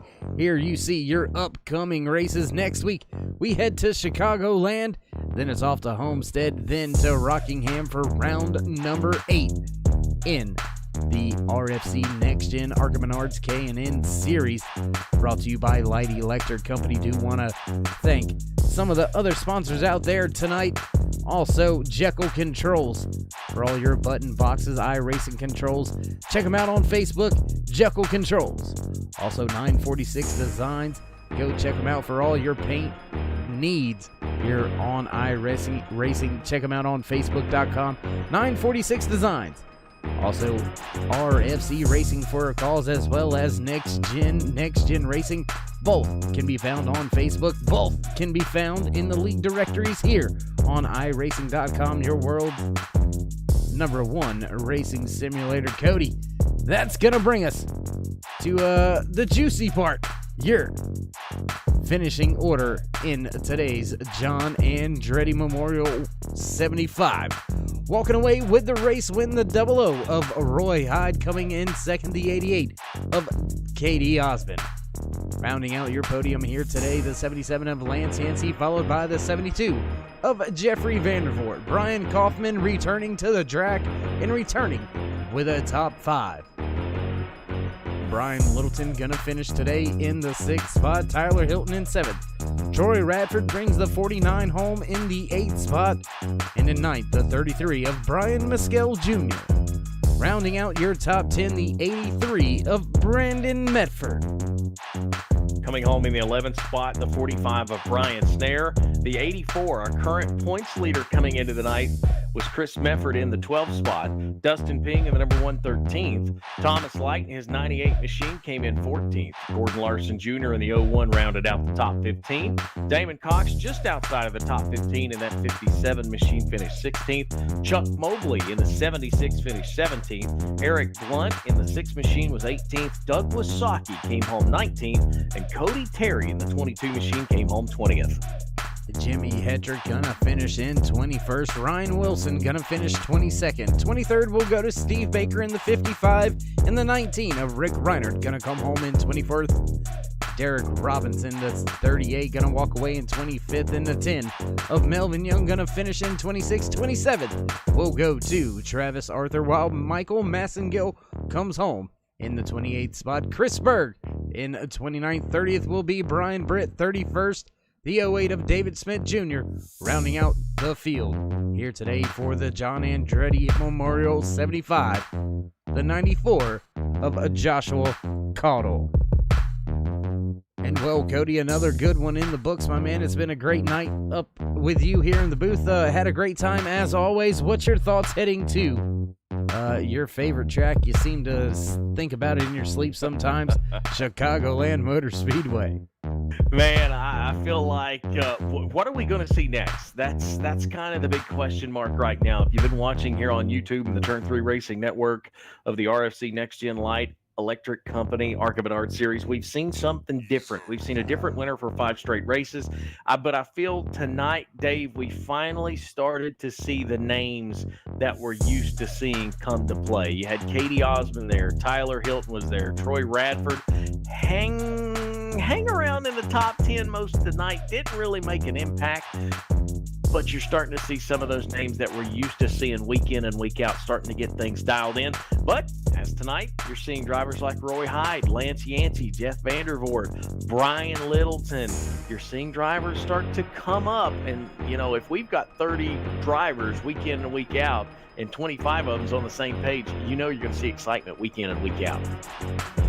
That you are, an excitement we had here tonight once again in the RFC NEXTGEN ARCA Menards K&N Series, brought to you by Light Electric Company here live on the Turn 3 Racing Network. If you haven't already tonight, ladies and gentlemen, hit the thumbs up, click subscribe, smash the bell. Get notified anytime we go live here on Turn 3 Racing Network, whether it's me or my good buddy Cody here in the booth, or any of the other guys and girls back at the Turn 3 Racing Network headquarters. We do appreciate each and every time you stop by. Thanks for joining us all night long. Great race in the books. We'll catch up with you once again later on this week here on the Turn 3 Racing Network. And with that being said, ladies and gentlemen, stay safe, stay loved. We'll see you.